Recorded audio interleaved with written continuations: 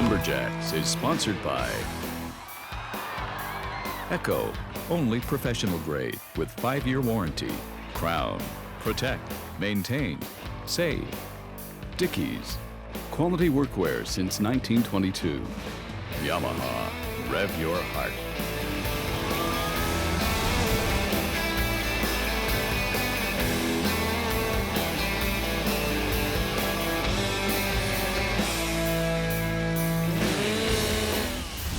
We're here in Owego, New York at the Tioga County Fair, a great annual celebration that's all things agriculture. We're here for the second annual Lumberjack competition, a great competition put on by Gary Hammond for the second year in a row. We've got many competitors that are competing at the world-class level. Hi, I'm Bill Diva. This week we're covering the springboard chop, the axe throw, the modified saw, and the women's bow saw. Well, it's a beautiful little town. Owego, New York is actually established in 1787, part of the southern tier of upstate New York and settled along the Pennsylvania border. Little town of about 20,000 people. The town name is actually derived after the Iroquois word Awaga, which means where the valley widens. We've got the Susquehanna River running through the town where the tourists and the locals can do a lot of fishing. And the county fair, one of the oldest in New York State. They got the Shadows of the Old West, some reenactments of old Western towns. On Thursday, Friday, and Saturday, the Demolition Derby, the Midway, the Tractor Trucking Pulling Series on Saturday night, and the Legends Stunt Show is also taking place on Friday. Now, the Lumberjack competition is part of the Saturday schedule, and we got over $5,000 in prize money, 50 competitors, sponsored by the Tioga State Bank. And the first event we're covering is a springboard chop. We're covering the top two heats. This first heat, Will Roberts taking on Nathan Waterfield. This has got to be probably the premier heat in this competition. Best in the business right now, I'd say, in New York State, and actually quite interesting. Every time we've competed down here in New York, it's usually squared white pine. This is the home of beautiful white pine, and we're chopping poplar here. Well, the New York State Lumberjack Association, the people that put this on, over the last couple of years, they've turned their events from squared timber to round timber. Look at Nathan Waterfield, 4-hit notch, and he's up on his second board. Nathan Waterfield's probably the top of his game right now. He placed really well this year in the States, I know, in springboard chopping, and he's showing it here. 2 4-hit pockets. No question. Nathan's one of the best springboard choppers in all of the United States. Will Roberts up on his second board, trying to catch Nathan right now. And look at Nathan's block just falling apart here. When you see a big slab like that on a block, you know it's real soft wood, and Nathan's taking full advantage of it, making sure he's swinging really hard, really fast. He's into the small wood already. Will Roberts doing an excellent job over on his side. He's going to be hard-pressed to catch Nathan right now because Nathan's got a couple more shots on the front side. Will Roberts right there, right with him, though. He's keeping with him, but Nathan's around now to the backside. All he's going to do is slice it off, reach that far wood, and try to drive it off. Look at him. He's swinging from his toenails. And there it is. Nathan Waterfield winning the first heat of springboard chop at a time of 54.41. What a great time in wood this big. Nathan, 4-4, you got to be up there in a hurry, and that's exactly what you did. Yeah, perfect climb. The poles were nice and soft. 4-4 and not super fast cadence, but I wanted to be sure of them. And then up top, I cut.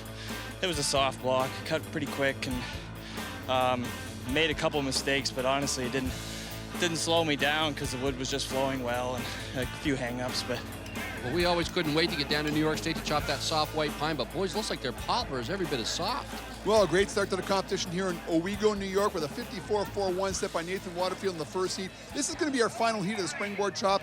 Trevor Beaudry taking on Matt Bolton. Now, Matt Bolton's coming on strong in the chopping game the last couple of years. He's from Canandaigua, New York. Doing a good job here. He does a 4-stroke pocket, but he doesn't clean it out right to the very back. And, of course, the springboard will not sit in a pocket like that. Well, you've been preaching for years. You got to clear out your wood, and that's exactly what he did not do, jamming his board into a piece of wood. Trevor Beaudry right there with him. Both guys in their first board working on their second notches. Looks like Trevor Beaudry did a good job of cleaning out his second board. And now Matt Bolton goes in there with his hands to clean out the wood. Yeah, so again, they're learning as they go here. Young competitors, but they know they've got a fast time to catch. That 54.4 is going to be hard to track down here by Nathan Waterfield in the first heat. A little bit tentative there by Trevor getting up his second board. But again, good job here. Great job. They're getting into it. Trevor Beaudry is a great chopper. We've seen him at the University of New Hampshire. We actually competed against him up our way. Neat to see him down here in New York taking on the big guys. Well, Matt Bolton's up in his second block there, and he's a real power hitter. Look at the upper body of Matt Bolton. He's short and stocky, but he's got a lot of power. Trevor Beaudry's got more of that longer 6-foot reach on him, more of a bigger wingspan. It reminds me of Marty O'Toole, the way Trevor Beaudry swings, actually. But yeah, Matt, he's a bulldog. Look at the size of him. His big, strong hits. He's actually caught up Trevor right now here in the Springboard. Both guys trying to finish things off in the front side there to get over to the backside and cleaning things out, trying to get about 90% of the way through on their springboard chop up top there. And both guys are about to turn at the same time, I think. But if you look at the blocks, you can see that Trevor's a long ways through his block. And you see right here when Matt's turning, he's still got a lot of wood to chop, so it's going to take him a while to get through this in the back.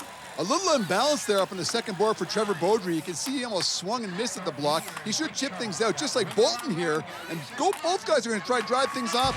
And Trevor Beaudry clocks in with a 144.67 in the last heat of the springboard chop. Looks like Nathan Waterfield wins it with his 54.41.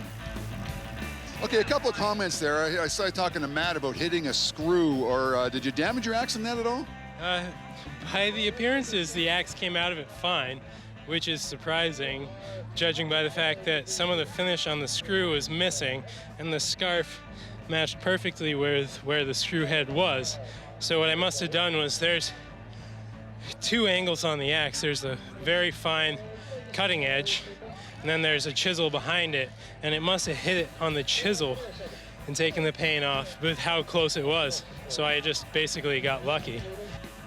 Well, the springboard chop is now complete with Nathan Waterfield, one of the best springboard cutters in all of the United States, demolishing the field by 14 seconds.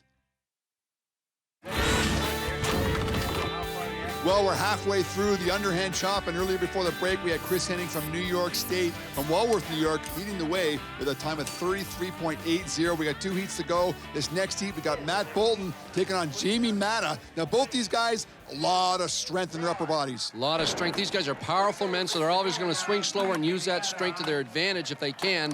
Both these guys actually relatively new at the sport as well, so. Well, you can see the pace they're setting. You know, underhand chopping in general is all about speed, strength, and accuracy. These guys have got some power. You can see Jamie Matter a little bit slower pace. Matt Bolton ready to put some drivers on his front side. He's got a much better pace than Jamie Matter. Much better pace, much better block, too. It looks like his axe is chopping his block better, so he gets around to the second side. Had a knot, though, Matt did on his first side. And again, you've got to maneuver around that and hope you don't bust your axe. Well, Matt Bolton's clearly going to win this heat over Jamie Matta, but he knows there's still one more heat to go, so he's going to try and do the best he can. He's not going to beat the 33.80 set by Chris Henning. No, but he's getting to the small wood now. He's almost done his chop as he does drive it off here in 43.7 seconds, so he'll be happy with that time, but it won't be quite enough to take down the guys that are holding down first place.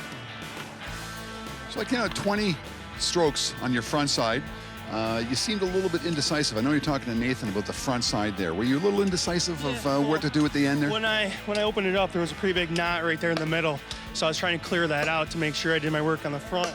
So when I turned, I wasn't taking extra hits on the back. Well, there should be a great heat coming up. It's our last heat, the underhand chop. We got Nathan Waterfield, originally from Pennsylvania, now from New York, taking on Will Roberts. And these guys, if you follow the lumberjacking at all in the United States, these guys are the guys to watch in the chop, so we expect these fellas to actually blow these times away. And Nathan Waterfield starting out with a feverish pace. Nice, good pace by both guys. Will Roberts a little bit slower than Nathan right now, but you see them working the four corners. When you got big wood like this, Rod, 13 inches round diameter, you really got to keep to your patterns. And clean out your right. The top and the bottom and underhand chop really well so that it breaks when you get into the smaller wood. 20 seconds, he's already down to the second side. Nathan Waterfield doing a great job here in the underhand chop. The wood really moving for Nathan. You can see the chips really flying. He's having a hard time with his left side right there.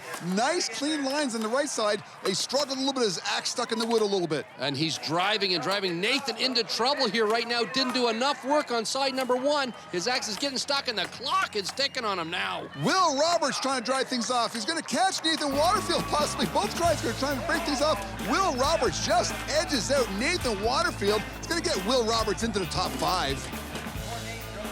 Yeah, so in a race like that against Nathan Waterfield, he turned way ahead of you. He turned on 12 or 13 strokes. You're way behind, but you were doing your work on the front side, right? Oh, kind of, yeah. Actually, today was a big experiment. I switched hands, put my right hand on the bottom instead of my left, and this is my first race doing that. It definitely worked. Well, Will Roberts is a little bit better chopper than that. He's not really 13 seconds behind Chris Henning, but in this case he was, partially because he experimented by changing his right hand and his left hand. Well, the nice little town of Owego, New York, alongside the Susquehanna River and the Lumberjack competition at the Tioga County State Fair. It's the New York State Lumberjack Association puts on this Lumberjack show, and it's them that actually sets everything up and cleans everything up.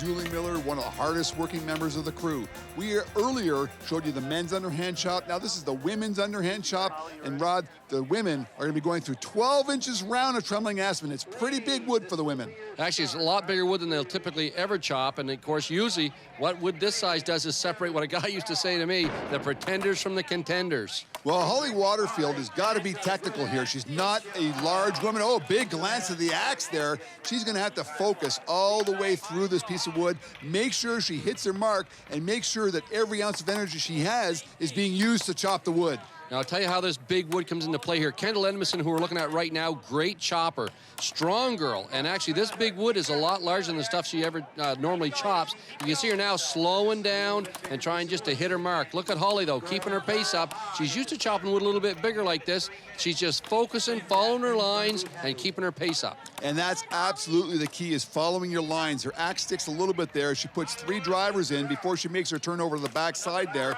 But you see, Kendall, she's a little bit sloppy. And sometimes, Rod, that's got to be due to fatigue. No question at all. As you get, the more tired you get, the less likely you are to hit your lines, and it's going to cost you here in the backside. Unfortunately, as Holly Waterfield's starting to get into the middle of her block here, she wants to start thinking about driving things off in a bit if she wants to have a competitive time. Now you can see Kendall working a square. When you get back to Kendall with the pink shoes there, she's having a hard time with that first chip and she's not moving any wood. Holly Waterfield here is hitting her lines and she's got to be moving the wood a little bit. If you work that box, the wood is going to move, but Kendall's really struggling getting that first chunk out. No question about it. Now Holly, she's into the meat of her block here right now again. She's slowed down a lot. You can see her pace is slowed, but she's still doing the same thing. Top, bottom, bottom, top, following that pattern, trying to get into the small wood. Now she's got the top of her block broke. She's got to get down and do a chip and then start focusing on driving the bottom. And Holly Waterfield, just a couple more strokes to go, breaks off that mammoth piece of wood there with a time of 138.6 as she leads the way into the second heat. Tell me about keeping your pace from beginning all the way to the end and conserving your energy. Yeah, I think with a bigger piece of wood, you have to pace yourself a little bit more, as you said. Really keep your form. It's a lot more, for us, we don't cut these large blocks very often, so it's more about keeping the technique right so that you can maintain that pace throughout the whole block and still have some big, powerful hits at the end to drive the block off. We can see in Holly's block right there all the orange in it, and in a popple block, that's usually a sign that the block is starting to rot.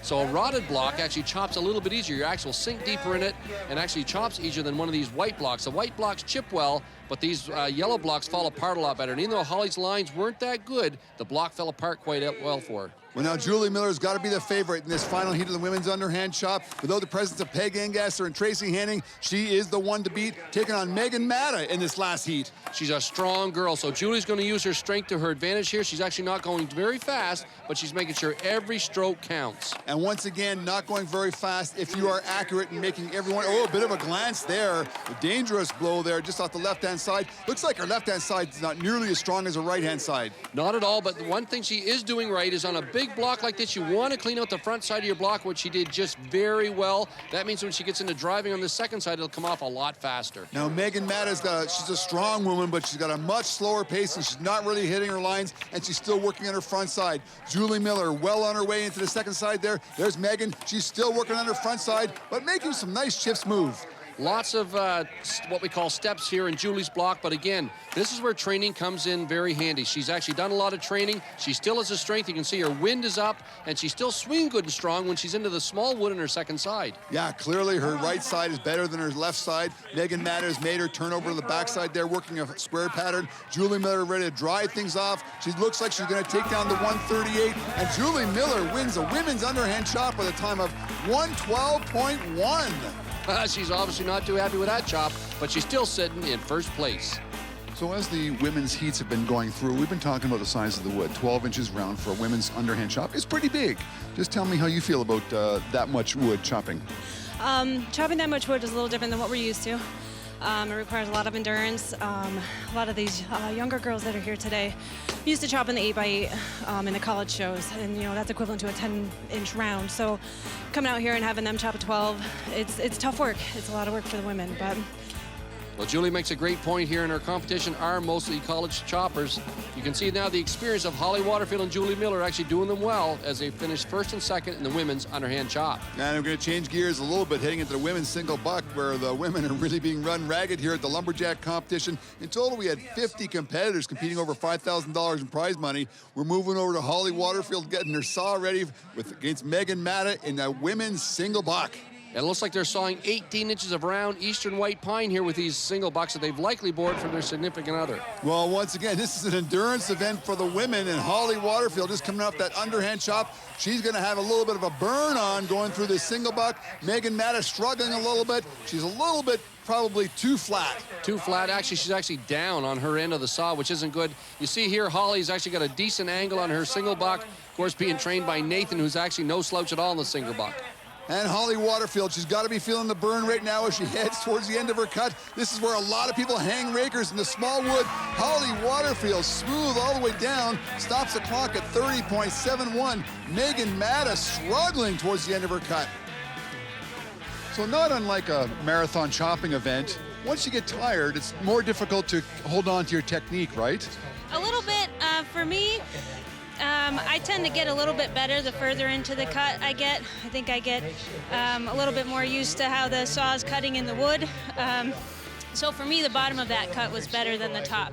Yeah, a textbook example there of Holly Waterfield finishing a cut off where, you know, Rod, you tell me over the years that it's so difficult to do that small wood. You hang a raker, and it really costs you a lot of time in many cases. Especially with two cutter saws, they'll actually grab a raker a lot faster, especially if you change your angle at the end. So keeping that angle the same was great the whole way through. Last heat of the women's single buck, Julie Miller taking on Kendall Edmondson, trying to beat 30.7 set by Holly Waterfield. We've seen Julie do some great racing here so far, but she has her hands full because I'll tell you, Kendall Edmondson drove 8 hours down here for this show for this very event. Nice pace by both women there. Looks like Julie's got a faster pace, but her saw is not dropping. Look at Kendall on the left-hand side. The saw is dropping, and Kendall Edmondson wins the single buck in the women's division with a 22.09. She came, she sawed, she conquered. Kendall, really good cut there. I mean, your saw was very aggressive. Have you used that saw very much? It's a brand new saw to us this year. I'm used to a saw that's a little bit more dull, so I can put more pressure on it. It's a learning process, but I enjoy the saw. This is my favorite event. Well, I guess the New York State Lumberjack Association is a little bit lax on the long pants rule. Kendall Edmondson wins it with a 22.09. We're back here in Owego, New York at the Tioga County State Fair and the Lumberjack competition, and we are headed into the last event of the overall competition. It is called the Hot Saw, the Open Modified Saw. It's the Anything Goes chainsaw rod, and we're going to be showing you the top 5 heats. You've got to love the hot saw, hot saw, hot saw, and starting things off, Will Roberts is taking on Trevor Beaudry. Both these guys fairly new at the hot saw event, so it'll be interesting to see how they make out. And we're sticking with the trend of the trembling aspen here as the wood of choice, but this time it's 3 cuts, down, up, down, of 15 inches round. 15 inches round, and obviously the bike saws usually have an advantage over the chainsaws. And here we go, Will Roberts doing a great job. He's got 3 cuts in the ground. Trevor Beaudry still trying to get his saw started. Nice conservative cut there by Will Roberts, puts 3 down in 6.8 seconds. And Beaudry still doesn't have a saw running. Well, 688 is a pretty good time here in the hot saw competition. We still have 8 competitors in 4 heats here, and we got a veteran team right now, a veteran pair of competitors. Tim Keach, who's won a lot of competitions, and one of the favorites going into any hot saw competition, Chris Sikora. Chris is really smooth in the start, really good at getting the cookies off, so it's going to be good to watch. He does have a fast, a little bit of a hesitation getting into the wood. And a hesitation on his upcut as well. Chris Sikora really slow on this one as he clocks in with a 7.55. He's not going to win it as Will Roberts still leads with 6.88 seconds. 2 very uncharacteristic cuts for these 2 guys are usually the top of the heap, lots of trouble.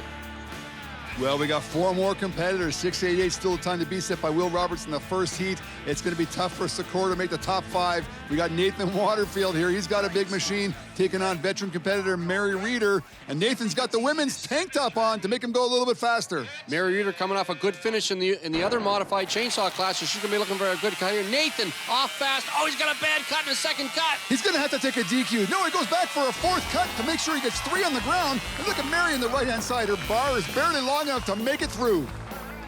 Wow, we should pack our bags, head for New York. That's a lot better on the hot sawyers if you're able to take that cut you missed going down. Oh, there's a blast from the past. Look at that. Chip Arthur, I haven't seen him in years. Yeah, and there's Brad Stevens, about the same age. Both these guys are in the twilight of their career. That is for sure. Here in the hot saw competition, a race of veteran competitors. Look at Brad Stevens. He messes up his first cut. His second cut almost pushes him out of the wood. All kinds of trouble here for Brad Stevens, but Chip Arthur doesn't even have his saw running yet. So, man, this heat here has all kinds of trouble from start to finish. Well, that is entertainment. You can see the power in that machine held by Brad Stevens, throwing them all over the place. He did get 3 legal cuts. He's got a time of 7.00 seconds. It puts him in second place right now behind Will Roberts. This last heat, Dave Engasser taking on Mike Ash. Well, these are the big guys. We expect 3 good cuts from them. There's a good cut from Mike Ash. Oh, he's bogs in the second cut, but look at that. Dave Engasser gets 3 on the ground. In 6.16 seconds, and Mike Ash is going to have to take a DQ on that one. And Dave Engasser is going to be the winner of the open modified chainsaw. You know, 60 pounds of machinery there, trying to get 3 cuts in 4 inches. Oh, that's a good old saw. It's usually just waiting for me. I mean, about the only thing better is an Echo chainsaw. Well, when you get to the open modified saw, there's not much better entertainment in the sporting world. What a fantastic race with Dave Engasser winning it with 6.16 seconds. And the crown pivotal point today focuses on 2 collegiate girls from the United States, Kara Stone and Alexis Halstead, who takes first place in the water boil, besting the team of Crossy and DeCantis from Canada. What a great competition. Look at that scoreboard with a tie for third place between Chris Henning and Mike Ash, both at 225 points. Matt Bolton squeaking in there at second place with 250. But our K100 Lumberjack of the day is veteran competitor from Virgil, New York, Dave Engasser, with a total of 470 points. And a big thanks to all the sponsors to make today's show possible. Big thanks to Tioga State Bank and also the New York State Lumberjack Association. Come back again next week when we're going to Squamish, BC, when it's time for Lumberjacks.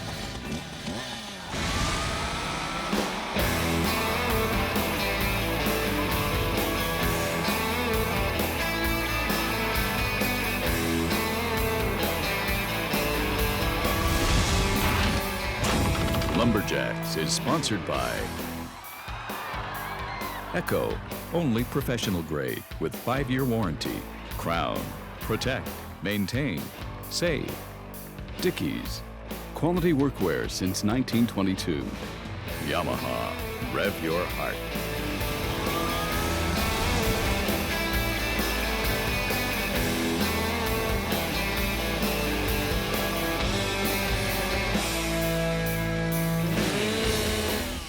When I do kettle boil, the thing you want to do is get your kettle on the fire as soon as possible. To do that, you have to have your shavings ready as soon as you can. A lot of guys will split their block first, take the shavings from the inside. I don't. I save those 2 seconds and take my shavings right from the outside of the block. I'll usually find a split in the block, such as I have right here, so as I'm making shavings, usually I'll get 2 for the price of 1. So on the word go, I'm making shavings just as fast as I can. The other thing I've done is I've modified my axe. Rather than just having 1 hand pushing on it, I've lengthened my handle here so I have 2 hands pushing as hard as possible. You make my shavings a whole lot quicker that way.